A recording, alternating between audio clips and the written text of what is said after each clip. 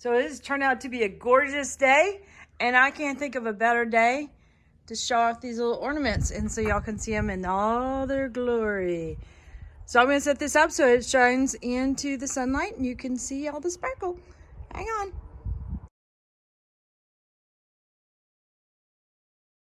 So I literally have a box of goodies here.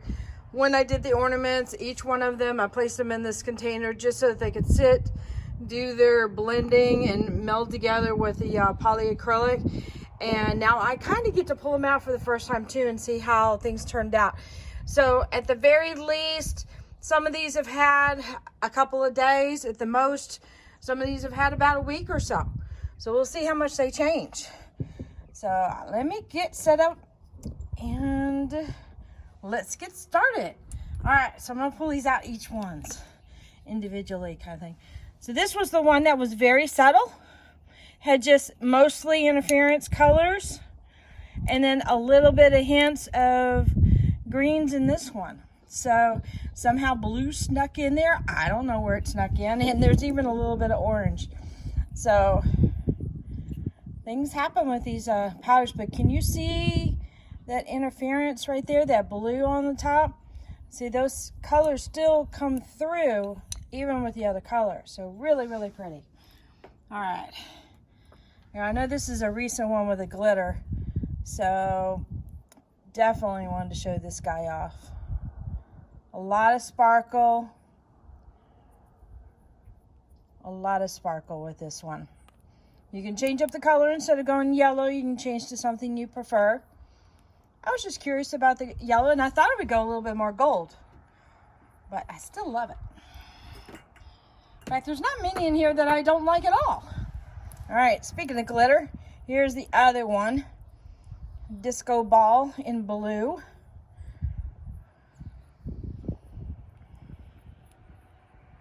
Very pretty.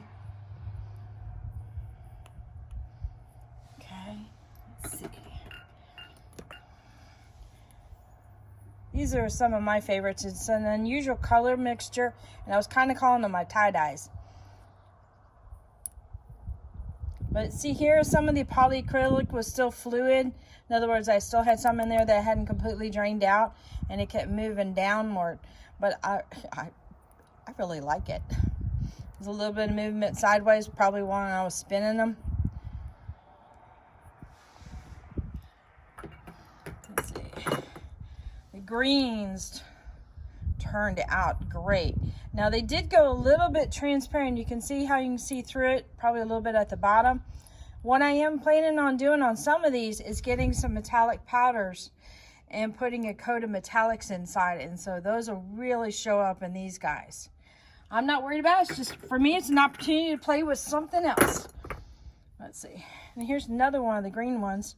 This one turned out really kind of oceany. A lot of blues, a lot of, well, just real deep emeralds, but some nice aquas and things like that. Can you guys see that sparkle? Because it's really pretty. All right. Here's another subtle one. A lot of interference for being the highlight or the main focus. And then a little bit of hints of blue. Sometimes it's hard for somebody who likes to play in rich colors, that would be me, to go softer. And so it's a good challenge. So if you're one that goes softer all the time, think in reverse. Go for the bold colors. Now this one is the one I believe that started off as yellows. A really pretty lemony type of yellow. I think it was daffodil. And then I layered up some golds and some reds on top and some oranges clearly. And the oranges and reds just really punched it up. I couldn't have planned this if I tried, but it's really gorgeous, very lustrous. Is that a word? I don't know, but it seems like it should be. Let's see, where's another one? Okay, this is the straight up blue one. Very, very pretty. Again, rich in colors. Let's see. Now, again, I was trying to do the subtle one. This one I used a little bit too much pink, and it just did not take much for it to become a really dominant color. And that's okay. I don't mind, because I learned a lot as far as how to be able to use it, manipulate, and how much color I really did actually need. But again, interference was supposed to be the main focal point, but the pink had a different plan. I love it.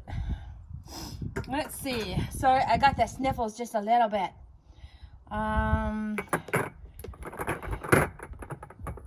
This one is slightly different.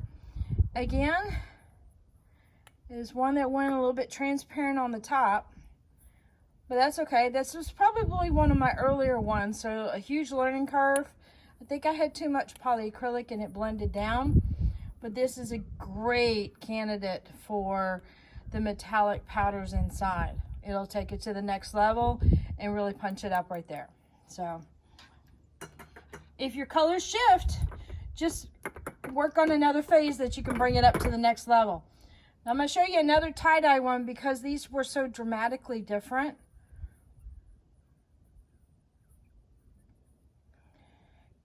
I don't know if you could see it, but there's a lot of sparkle to it. And I believe the sparkle has a lot to do with the interference bling. Remember, it's not glitter, it's a mica. But you can really see it up towards the top. A lot of fun there. Let's see. Did I show them all? Oh yeah, I think these were some of the last ones. These were the pinks. Pink and red tones. Look at that down at the bottom. That's just gorgeous. This is reminiscent of why I like resins with unusual blends and things.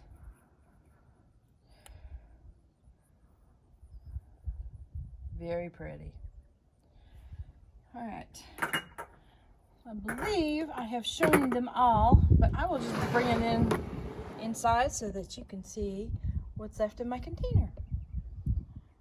So at first I did a couple of them in sets of 4, and then I started playing with individual colors, and then I did, I think, another set of 4. So very pretty, very sparkly. Great project for the Christmas holidays, even with friends and family and stuff.